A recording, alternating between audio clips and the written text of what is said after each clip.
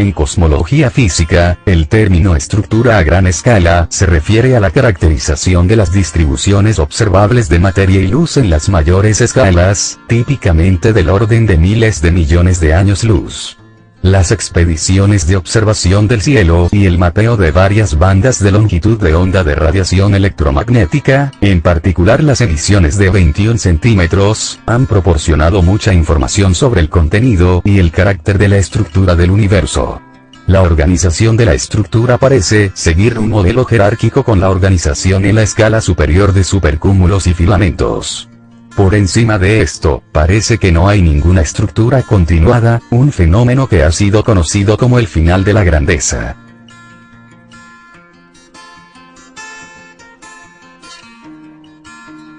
La organización de estructuras podría decirse que empieza a nivel estelar, aunque muchos cosmólogos raramente abordan la astrofísica en esta escala. Las estrellas se organizan en galaxias, las cuales forman cúmulos y supercúmulos, que están separados por el inmenso vacío.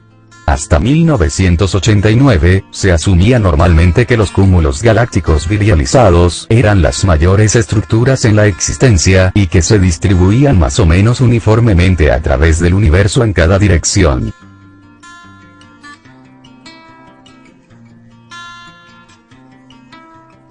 Sin embargo, basados en datos de expediciones de corrimiento al rojo, en 1989 Margaret Heller y John Uxra descubrieron la Gran Muralla, un conjunto de galaxias a más de 500 millones de años luz de distancia y de 200 millones de años de ancho, pero solo 15 millones de años luz de profundidad.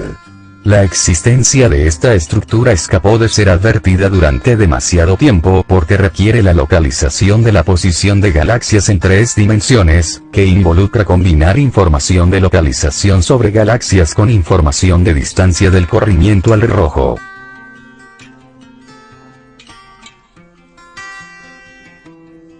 En física y astronomía, el corrimiento al rojo, acercamiento hacia el rojo o desplazamiento hacia el rojo, en inglés, redshift, ocurre cuando la radiación electromagnética, normalmente la luz visible, que se emite o refleja desde un objeto, es desplazada hacia el rojo al final del espectro electromagnético.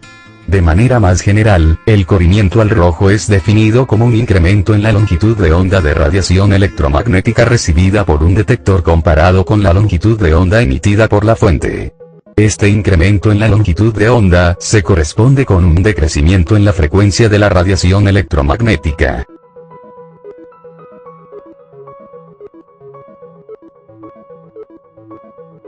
En cambio, el decrecimiento en la longitud de onda es llamado corrimiento al azul.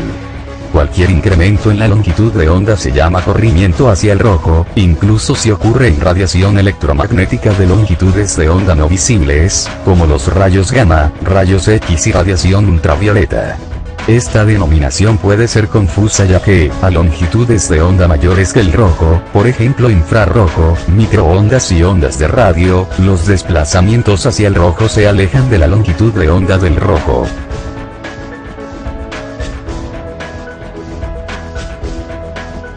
Un corrimiento hacia el rojo puede ocurrir cuando una fuente de luz se aleja de un observador, correspondiéndose a un desplazamiento Doppler que cambia la frecuencia percibida de las ondas sonoras.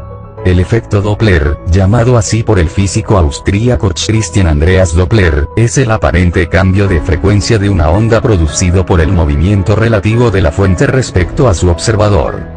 Doppler propuso este efecto en 1842 en su tratado Über das Farbiglich der Doppelsterne und einigen der Gestirne des Himmels, sobre el color de la luz en estrellas binarias y otros astros.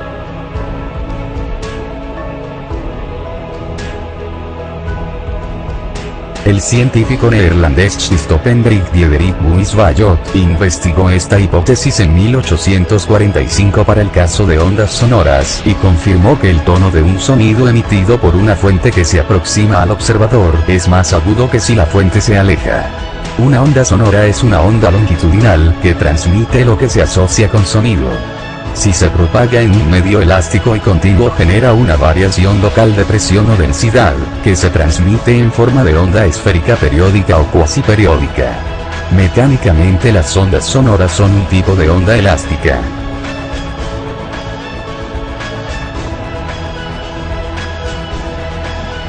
Las variaciones de presión, humedad o temperatura del medio, producen el desplazamiento de las moléculas que lo forman.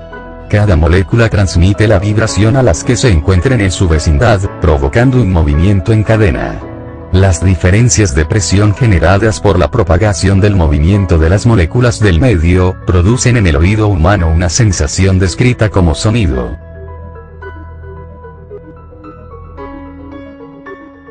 El efecto túnel tiene uno de los nombres más descriptivos en física. Según la mecánica cuántica, una partícula puede pasar de una región en donde está una energía dada a otra a través de otra región, la barrera de potencial, en donde el potencial de energía tiene una energía superior al que tiene la propia partícula. Es como si tomara un préstamo de energía durante un corto tiempo que luego devuelve sin intereses. El paso de un lado a otro se da con una probabilidad que depende de la anchura y altura de la barrera. Esto, desde el punto de vista clásico, es imposible. Es como si un automóvil fuera de un lado a otro de una montaña con menos gasolina de la necesaria para subir esa montaña, de ahí lo de llamarlo efecto túnel.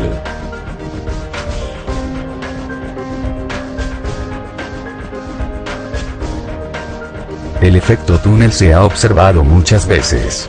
Incluso se han fabricado multitud de microscopios que ven a escala atómica basados en este efecto.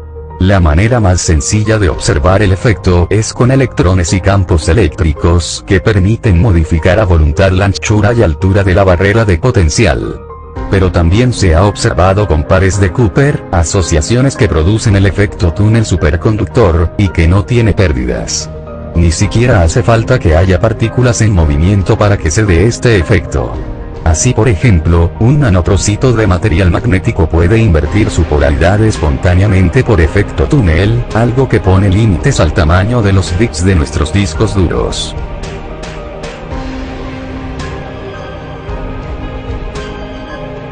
Veamos ahora en qué consisten los fonones. Los fonones son vibraciones de la red cristalina. La materia casi siempre se ordena en forma de cristales, aunque estos no sean necesariamente transparentes. Como los átomos que forman la red están ordenados, es muy fácil para los fonones viajar a través de la red. Estas vibraciones son las que transmiten el calor en un sólido no metálico. Por eso el diamante, un cristal, conduce el calor mucho mejor que el vidrio, un amorfo. Desde el punto de vista cuántico, se puede considerar que estas vibraciones son partículas o pseudopartículas, cuantos de energía vibracional.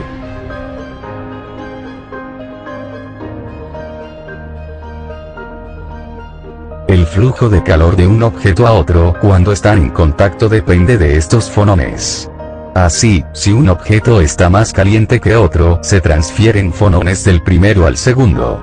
Si no se tocan, no hay posibilidad de que haya esa transferencia de fonones y por tanto de calor, sobre todo si no hay aire entre medias.